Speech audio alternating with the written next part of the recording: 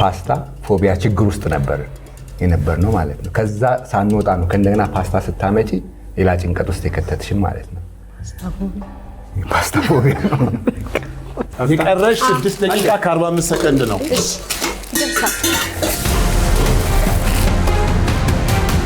ህይወት ቅመም ነሽ። እውነት በደንብ በብልጠት ነው የሰራሽውና እንዴት ደስ እንደሚል ደግሞ ረጋ ብለሽ ሰዓትሽ ደረሰሽ። ስራ ተረጋጋ፣ ጨርሼዋለሁ እኮ ነው ያለው።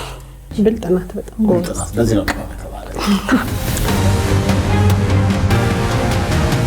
ያው በመሃል ጨው ስጨምር ጨው ተገለበጠና እሱን እንትን ለማለት ፓስታ ወደ መቀቀል ሄጄ ያው ጨው በዛብኝ ብለሽ ነው ፓስታ የቀቀልሽው?